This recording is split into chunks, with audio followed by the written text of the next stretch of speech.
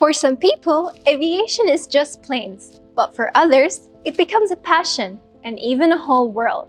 And today's story is about someone who didn't just watch aircraft growing up, he understood them. From a very young age, he could recognize airplanes just by hearing their sound. And honestly, that's something rare. Today, I'm at the Saudi Aviation Club, a place where dreams doesn't just stay dreams, they actually take off. And today's guest is really inspiring. Saud al-Gabi, he's only 14 years old, but the way he speaks about aviation, aircraft, and the future of this industry feels way beyond his age. So without further ado, let's get to know more about him in this interview.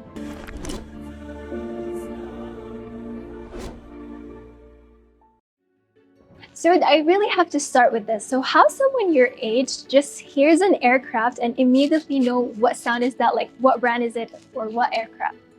Well, since I was a child, I've been interested in aviation, and eventually I started going plane spotting and hearing the roars of certain planes, their engines. Yeah. And then you start getting recognized, you start recognizing the patterns of each engine sound. For example, the Airbus A320 has a howl, the Boeing 777 has a certain roar to its engine. So they all have like a type of pitch, and eventually you're gonna recognize it. So I see so many beautiful aircrafts in here. Which one is your favorite? My favorite one is the Series SR-22. It's right over there. It's a special plane for me because it's the first plane that I ever flew on. First plane I was behind the controls, and it felt really nice. At what age you started to know like the sounds? When I was 11. You were 11, okay, Yeah. That's really nice. Okay, so let's go right now to the beginning, to the day that you realized you really loved aviation. Yeah. So when did aviation just stop being an interest and becomes a real passion for you? When did that happen? When I first got my flight here, when I first had the flight here, that's when I realized I want aviation to be my career, and I really started being interested in aviation at that time. Since that day onward, I started to like aviation a lot.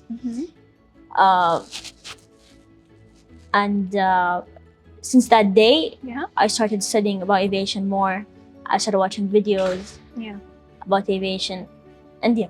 When you look at an aircraft first, what catches your attention first? Is it the design, the engine, the sound maybe, or maybe like the story behind it, if it had a story? For example, the 747, when I first look at it, you see the story, you feel the story behind it, because that's when I really started made a jump start to aviation.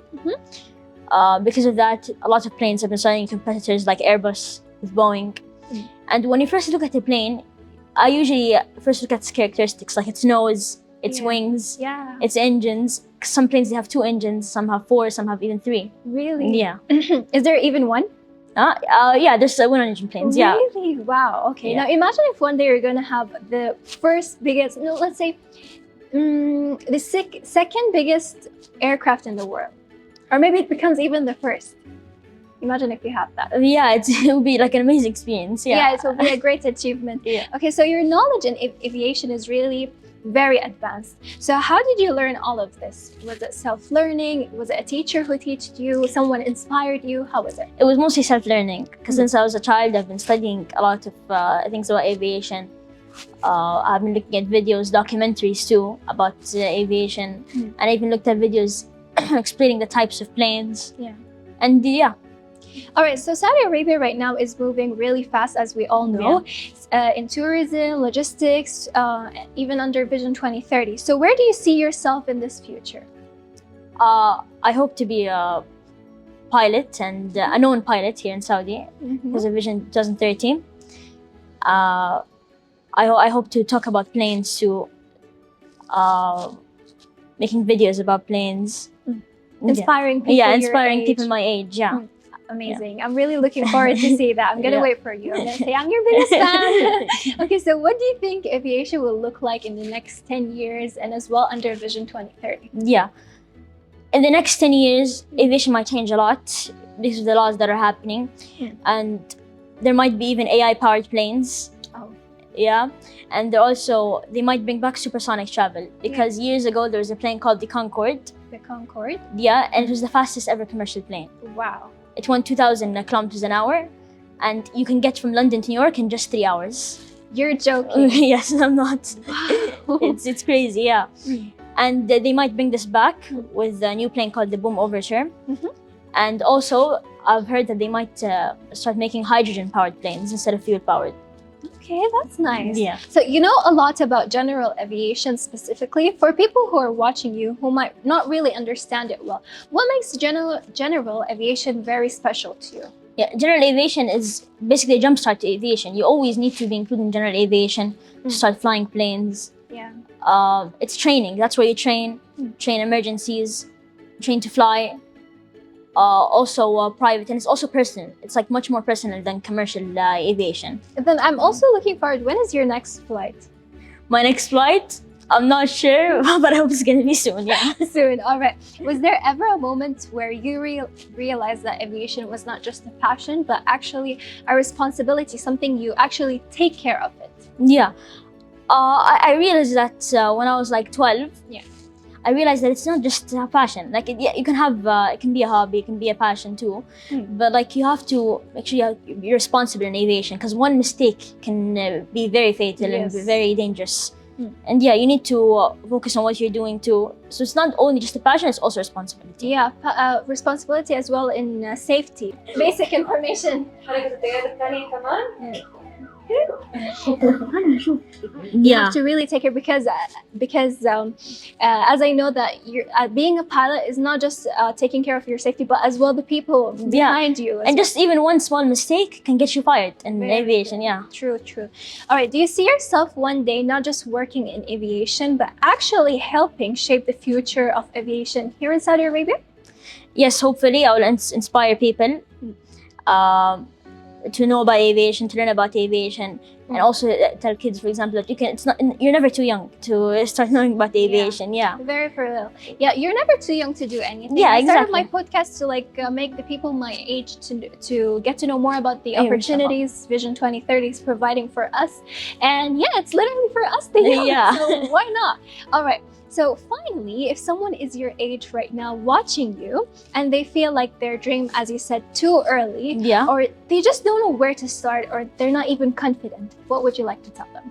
I would say start. It's never too late to start anything. It's never too early to start anything. And like always, just start early. It's best to start early. And also never be nervous. Always be confident. And yeah.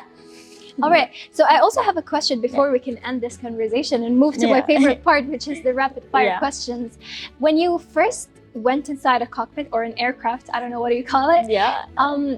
Like, how were you feeling? What were you feeling there? At first, I felt nervous. Yeah. Like looking at all the controls. Wow. Yeah. At first, like I didn't even know half of them, what half of them did. But now I'm starting to learn a lot about it. But it feels very amazing, just like being in control of the plane.